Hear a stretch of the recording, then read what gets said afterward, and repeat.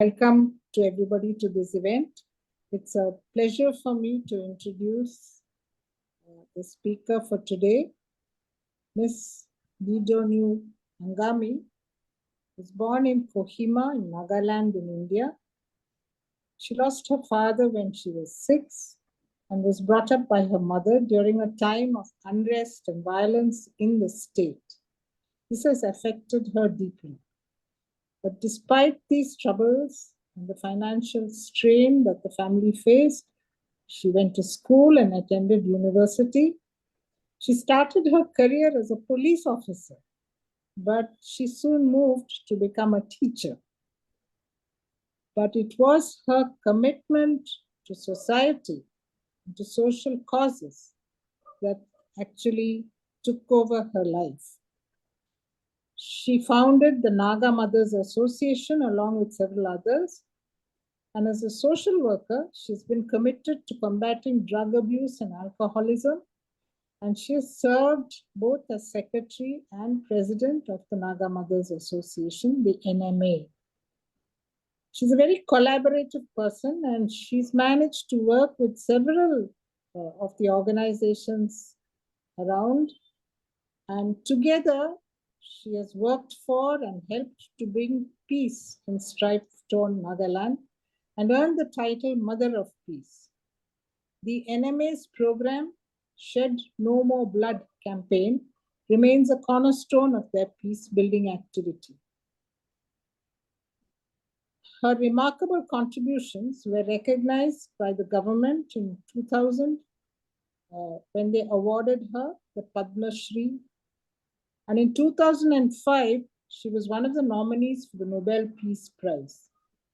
In the words of one of the social workers and advisors to the NMA, Sano Wamuzo, every Naga tribe has a women's wing, and women are strong in the church's activities.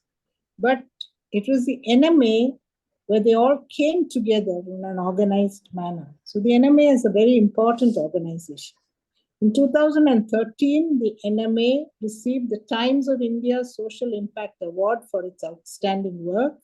And 2022, Ms. Angami was awarded the A. Kevichusa Citizenship Award for her efforts in combating substance abuse, breaking HIV stigma, and promoting community welfare. She's a woman of faith and has created ripple effect changes that continue to impact health and well-being of many, many people. In response to all the accolades, her responses, it is all God's grace. We are delighted to invite Ms. Neidonuo Angami to give the virtual lecture, How Empowered Women Are Transforming Societies. Over to you. Well, it is an honor and a privilege to speak to you today. I thank you for giving me this opportunity, and let me narrate a story of a little girl to drive home the point that I want to share with you. The year 1956, the armed conflict in the Naga Hills between the Indian Army and the Naga Army had blown out into a full-scale war.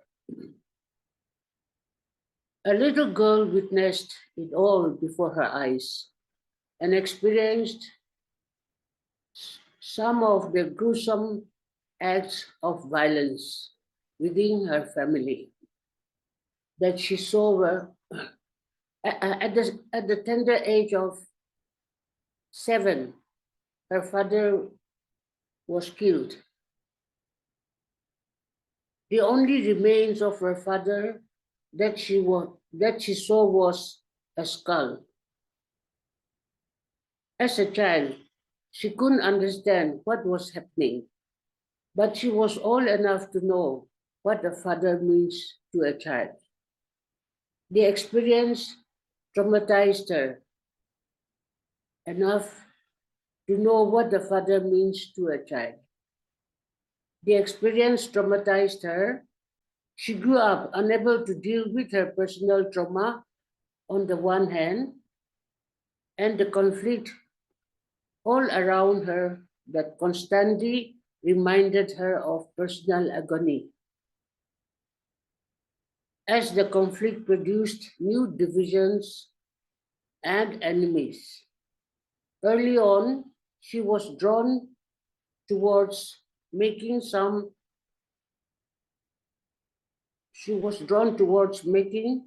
sense of the afflictions.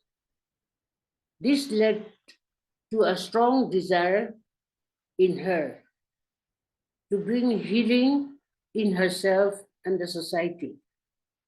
This search became a mission in itself.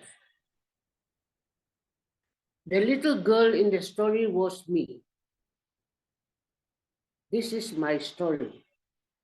However, this story is not just about me.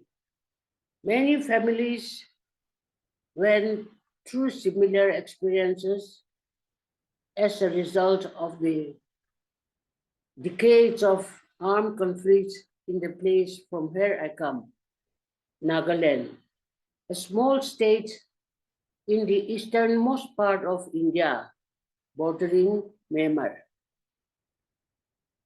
As I share my story as a victim of armed conflict, I want to bring to the fore the role of women in peace building. Nagaland has been witnessing a protracted armed conflict that has lasted for over 7 decades. Generations after generations have lived through the conflict that has impacted every aspect of life. Beyond the loss of human lives, the conflict has left a deep scar in the Naga society. Like me, many have been victims of the armed conflict. It was in this context that the Naga women took upon themselves the role of peace building. The conflicts among the armed Naga groups reached its peak in the 1990s. The growing fratricidal killings that eliminated many fathers, brothers, sons from their families prompted the Naga mothers to ask themselves, how can we remain mute spectators to the fratricidal killings? The first peace initiative under the banner of Naga Mothers Association, NMA, was to set aside a mourning day for those killed in the armed conflict. It was on 5th August 1994 that the mourning day was observed in Nagaland at Kohima State Academy Hall and was dedicated to the spirit of reconciliation and re-establishment of brotherhood and fraternity among the Nagas. The event marked the formal beginning of women peace building in Naga armed conflicts. To carry forward the peace building process, the NMA peace team was formed under the theme Shed No More Blood. This was a strong statement from the Naga mothers to rebuild the society. The idea captured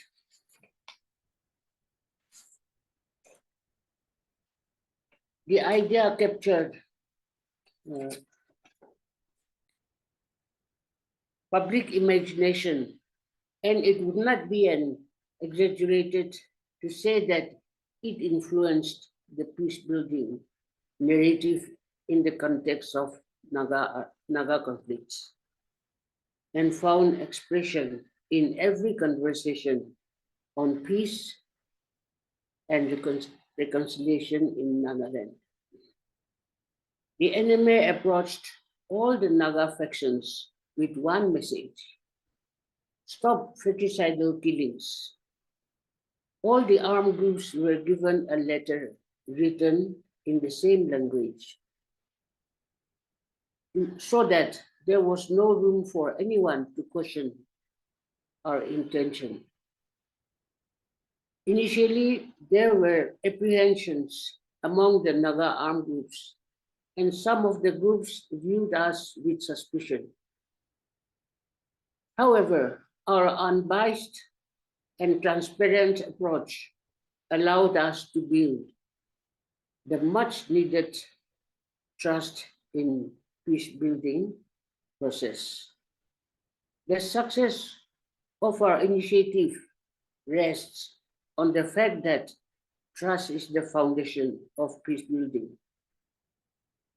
On 22nd November 1995, a public rally was organized by NMA in Kohima with the aim to create awareness on the adverse consequences of killing one another. The peace team undertook several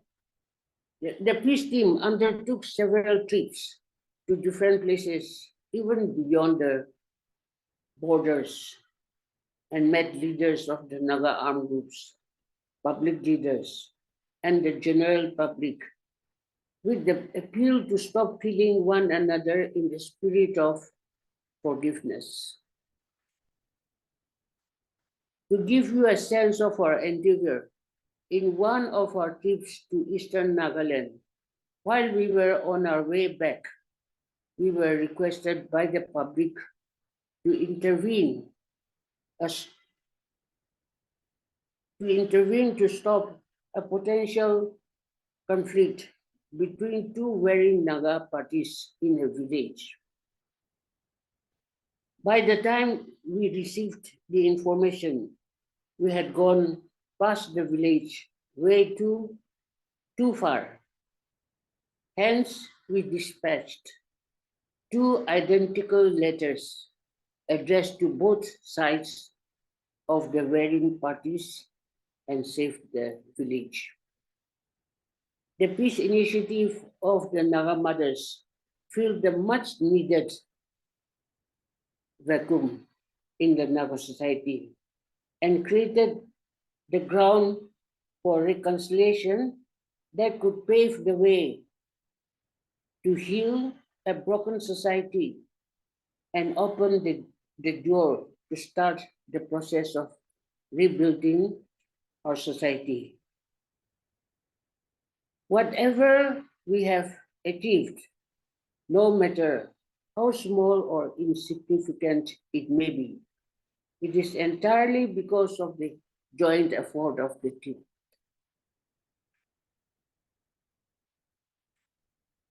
One fine day in May 2005, I received a letter.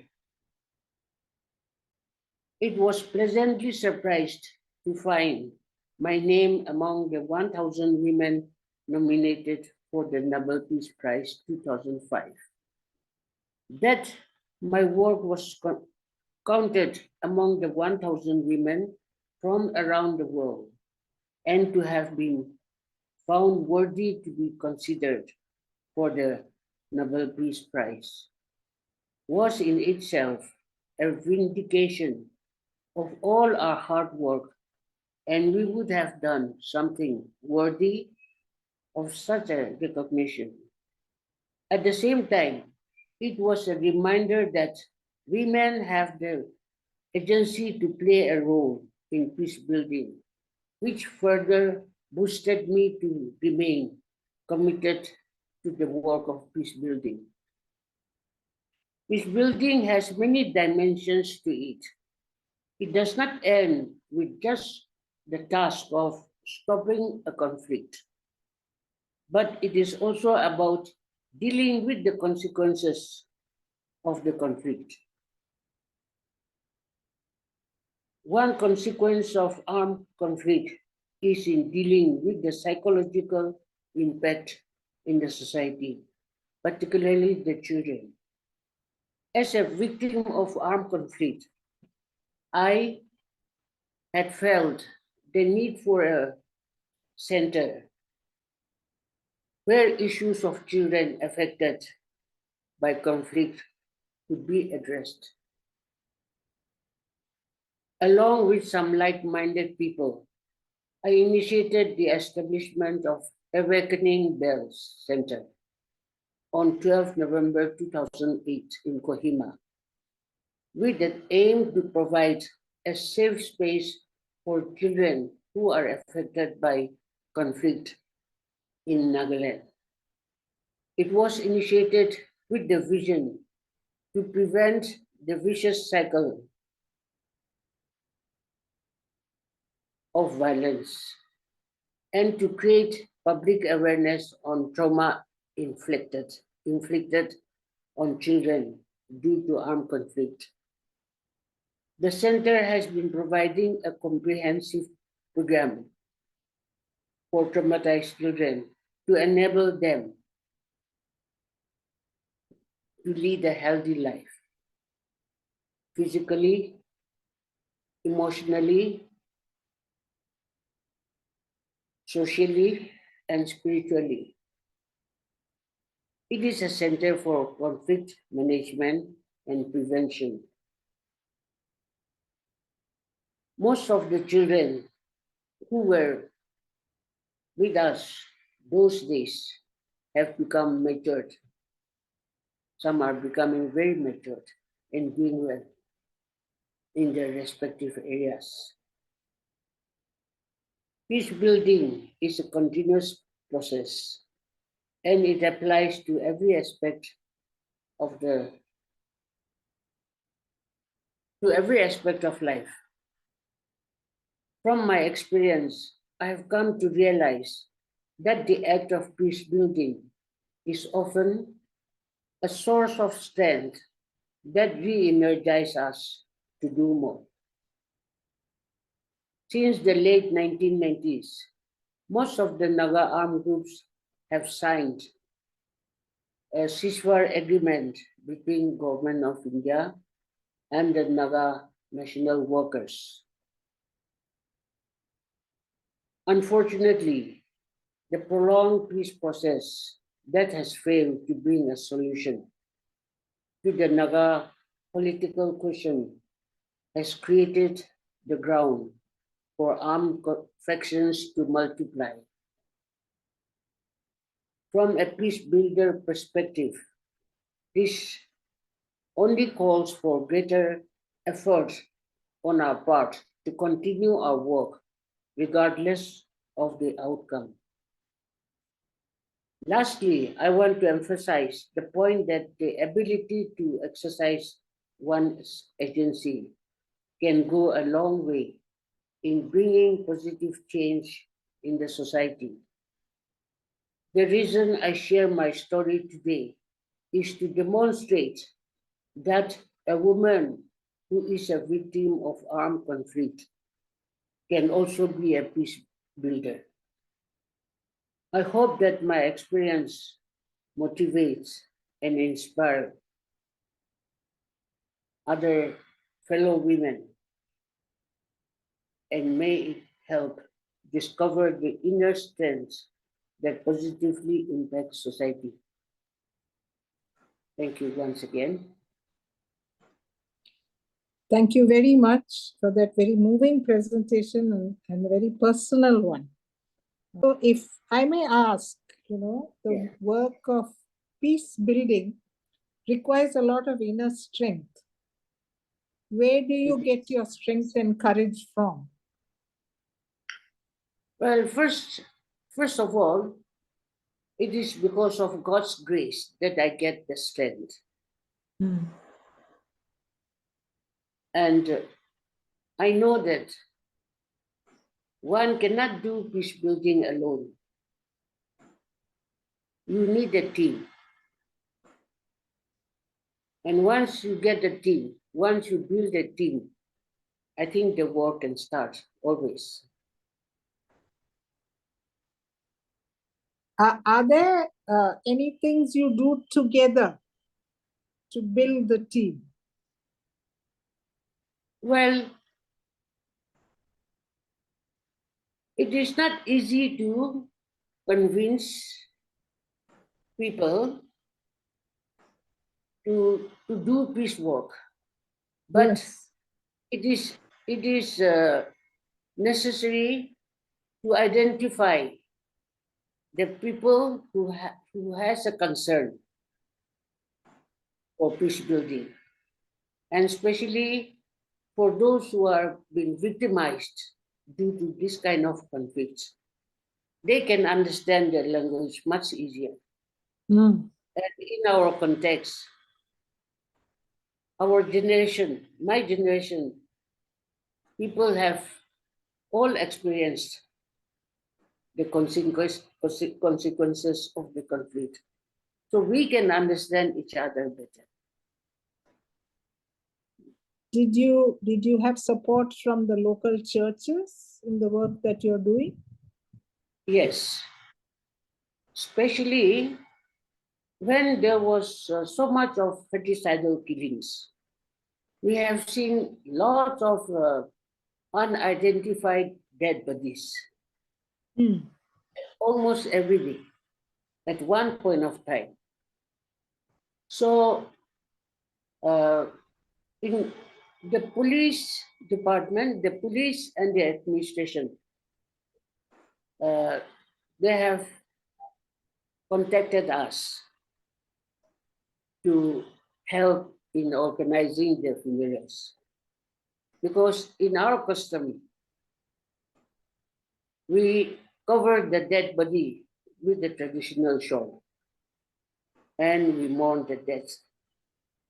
So at that point of time, we as an organization, we haven't had the stock of traditional shawls. So we made an appeal to the local churches in Kohima. And we had got a lot of contributions from different churches. And with those shows, I can say that none of the unidentified body was buried, uncovered, or unmourned. Yeah, thank you. Do you have any, small stories about your encounters with people and something that, happened between, because, when you have a conflict situation, there's so much of hatred and misunderstanding. How do you Suspicion. deal with, yeah, suspicion? How do you create trust? First of all, uh, I think we have to be honest with ourselves and with other people. So we have to bring out the true feelings of ours and share with people. And whether they appreciate us or not, we continue to carry on our effort without any hesitation.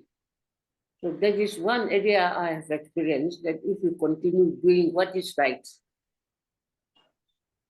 sooner or later people comes to understand.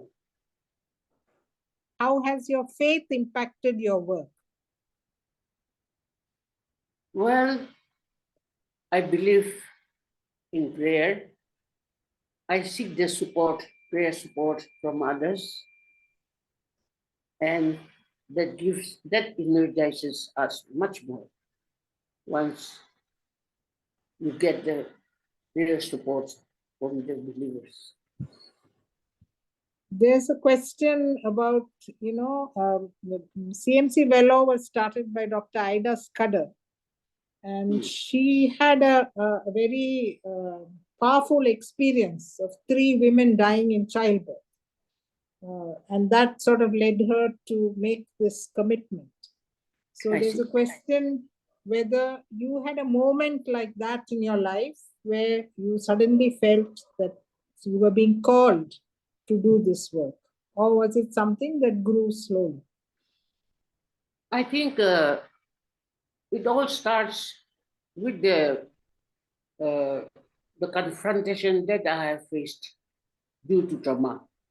Mm. Mm. There, any traumatized child, uh, I think, has a lot of hidden pains, and many a times they try to show what they are not. Mm. I mean to say, Mm. because we don't know what is wrong with us, but we are not as normal as others in our emotions. So slowly, slowly, by helping others and by seeing other people suffering like us, it takes time to reconcile. And till we are reconciled with ourselves, it is difficult to reconcile with others. So, with the continuity of my works and my approaches, it took time for me to reconcile. And during our time, there were no counselors. Mm. Communication was very poor. Nobody was there to help us. And at the same time, most of our uh, community people were also equally affected. So who can help? Who? So Yes, because that, lack of facilitators or lack of counselors, yes. uh, I think we were kept in the dark for more time. Yeah, so you've told us something so important, that this work doesn't happen in an instant. It No, takes a lot of time, it takes and a lot of you have to be very persistent. yeah. Uh, did your group receive any training to do the kind of work you're doing? Did you get together and have some kind of training to do the work you are doing? Um, After the ceasefire declaration Mm. between the Nagas and the government of India, Mm. uh, we had got some opportunities uh, to visit places and also to look for some trainings. We also do some trainings, workshops. Okay. We learn from there also. Yes, and of course you learn from one another. Yeah, sure. Do you have any work among young people? What is the future of this work? Are there many young people who are involved with you? Is there something you do in the schools? Yes, we have a peace channel organization in Nagaland. I think they are giving some trainings also. It's run by a Catholic father, and they are doing well. So time to time, I think they organize trainings. Okay, That is in the Mapu headquarters. okay, Mm. okay. Yeah, because Otherwise, otherwise, uh, there's no training for peace building uh, projects. I don't see anywhere. so you've had so much of rich experience in this work that you're doing. Can you remember any particular incidents where you felt really happy and something moved forward? Just tell us a little story. After I got the uh, Nobel Peace Prize certificate, uh, Ah, Ah, I had a lot of reflections on myself. And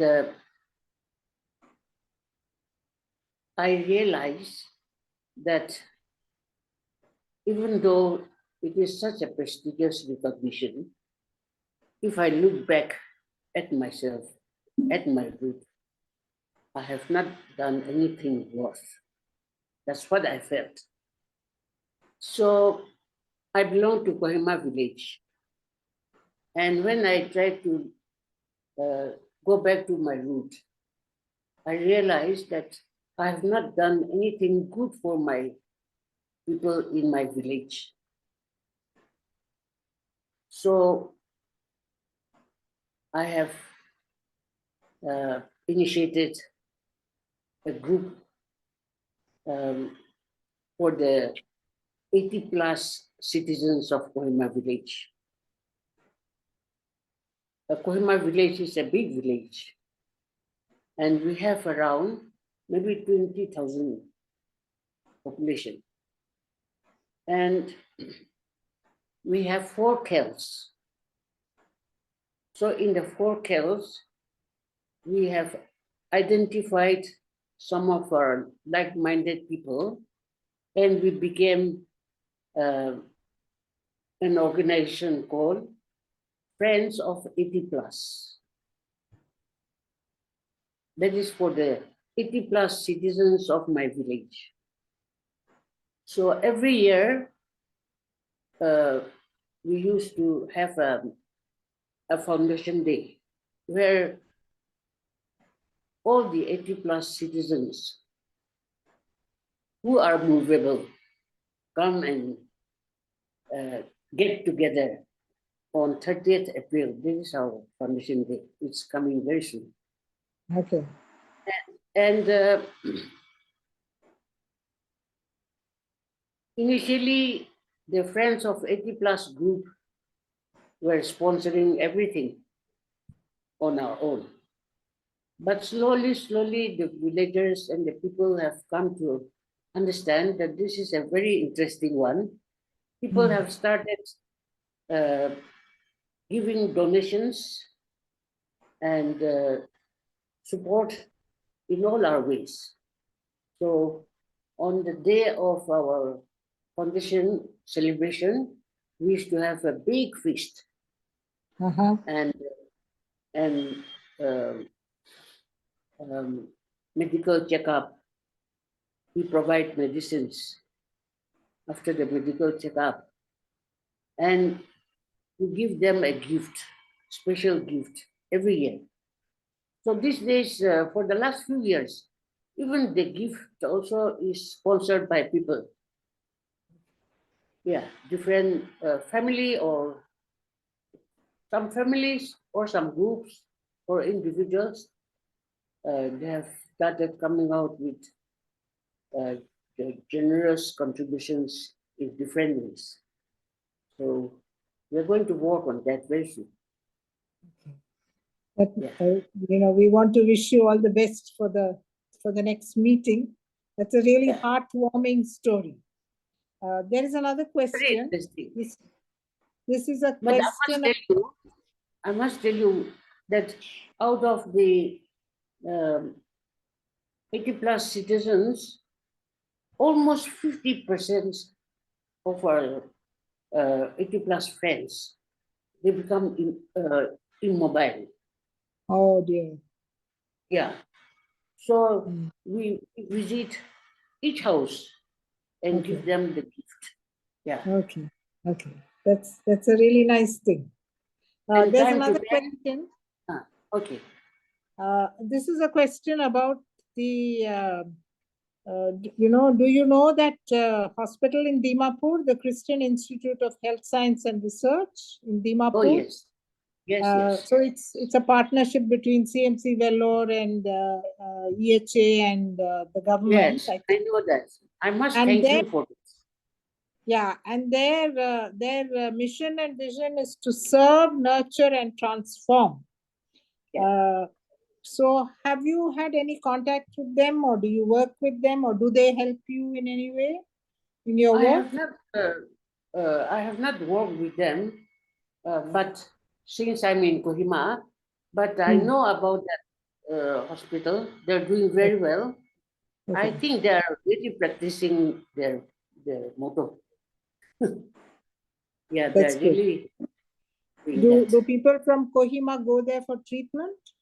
Yes, yes. Yes, they do. Okay. And another thing I appreciate them is the quality of their networking with different agencies.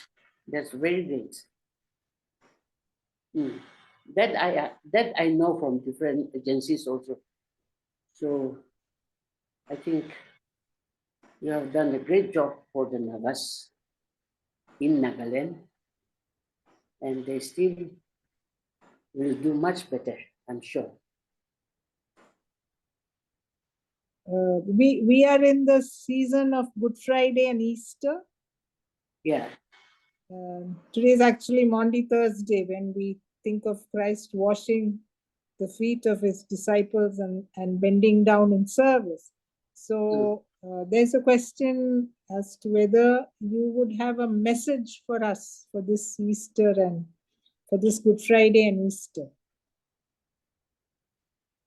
Well, God has done whatever He means to do for us, and we thank God for everything thus far, and we'll continue to worship Him and seek for His guidance in all our endeavors. And I wish everyone a very happy Easter Sunday.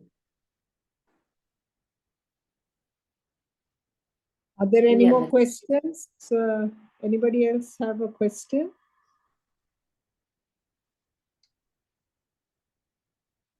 I haven't talked to you about our drug problem.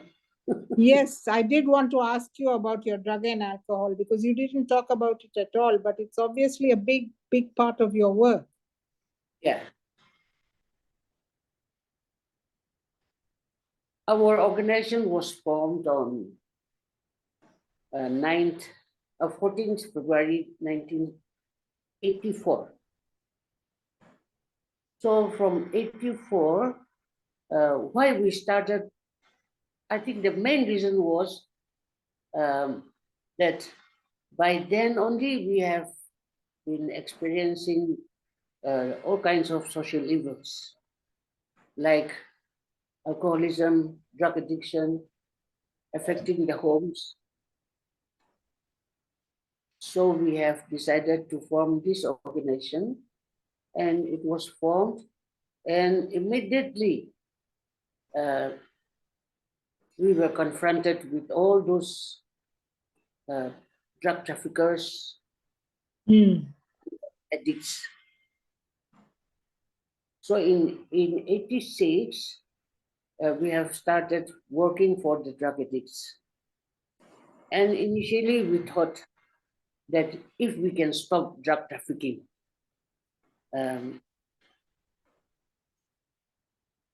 we will solve our problem at home. So we were against the drug traffickers only.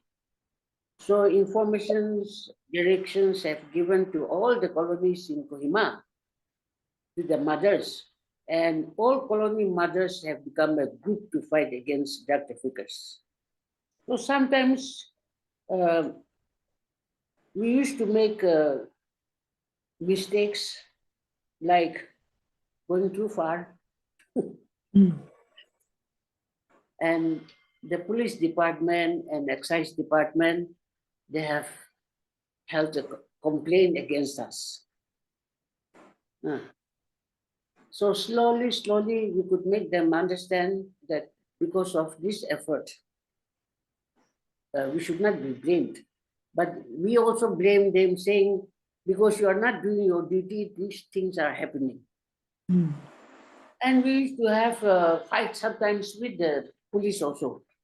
But slowly, we realized that even if we stop the traffickers, what shall we do with our children at home?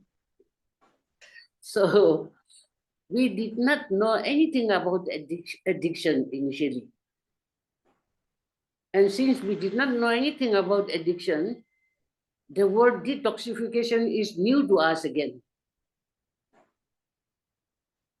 But in consultation with the government and other agencies, we started a detoxification center in the Naga hospital. And we mothers, we started a rehab for the drug addicts. And then we started learning little by little, day by day, about addiction. And we took the help of Kripa Foundation Bombay. We've established that rehab center very well. And many of our patients those days have become good counselors now. They're leading. Yeah. Then side by side, we were looking for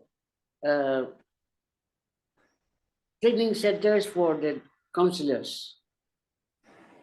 So we had sent our counselors to outside, mostly in Kripa Foundation, and slowly it is run by our own boys.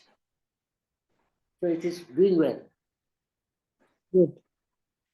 In the meantime, at the time we had so much of problems, drug addiction, aided with HIV/AIDS again. So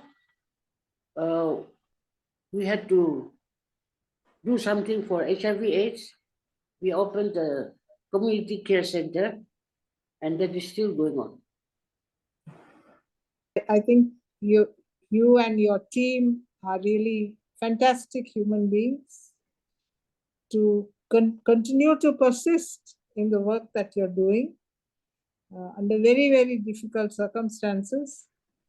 And I want to just assure you of our prayers and God's blessings be on you. Thank you so much for sharing stories.